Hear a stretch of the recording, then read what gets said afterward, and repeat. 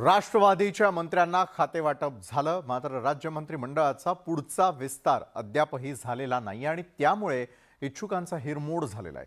2 दिवसात किंवा पावसाळी अधिवेशनानंतर हा विस्तार होण्याची शक्यता व्यक्त केली जाते। तर मंत्रिमंडळ विस्तार लांबल्यावरून विरोधकांनी मात्र जोरदार टोलेबाजी केली आहे। मंत्रिमंडळ विस्ताराचं काय होणार? 2 दिवसात होणार मंत्रिमंडळ विस्तार? मंत्रिमंडळ विस्तार लांबल्याचा विरोधकांचा दावा। पावसाळी अधिवेशनापूर्वी मंत्रिमंडळ विस्तार होणार याची चर्चा अजूनही थांबण्याचं नाव घेत नाहीये। ज्यांना मंत्रिमंडळाचे वेध लागलेत ते आमदार अजूनही मंत्रिमंडळ विस्ताराच्या आशेवर आहेत। गेल्या आठवड्याभरापासून अनेक आमदारांनी मुंबई सोडलेली नाही। अधिवेशनाच्या पूर्वसंध्येला तरी मंत्रिमंडळ विस्तार होईल अशी आशा मुंबईत तळ ठोकून असलेल्या आमदारांना आहे।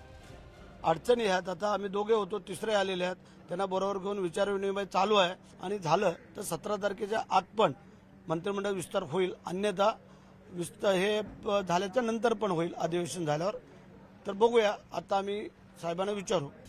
मंत्रिमंडळातील खांदेपालट आणि राष्ट्रवादीच्या मंत्र्यांसाठी झालेल्या खातेवाटपानंतर पुन्हा इच्छुकांच्या आशा पल्लवी झाल्यात, पण विरोधक मात्र वेगळाच दावा करतायत। विरोधकांच्या मते मंत्रिमंडळ विस्तार लांबणीवर पडलाय, अधिवेशनानंतरच मंत्रिमंडळ विस्तार होईल असा दावा विरोधकांनी केलाय।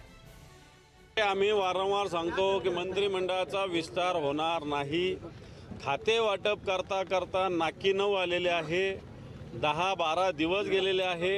डिले झालं, याला कारण कोणाची खाती काढायची होती, काढल्यामुळं मला वाटतं मंत्र्यांमध्ये सुद्धा नाराजी होऊ शकते, म्हणून येणार काळात मला वाटत नाही कोणताही विस्तार होईल। शिंदे फडणवीस पवार मंत्रिमंडळात 29 मंत्री आहेत, अजून बरीच मंत्रीपद रिक्त आहेत, त्यामुळे येत्या 2 दिवसात काहीही होऊ शकतं हे नाकारता येत नाही आणि अनेक इच्छुक याच आशेवर कायम आहेत। उदय जाधवसह सिद्धार्थ गोदाम, न्यूज 18 लोकमत, छत्रपती संभाजीनगर।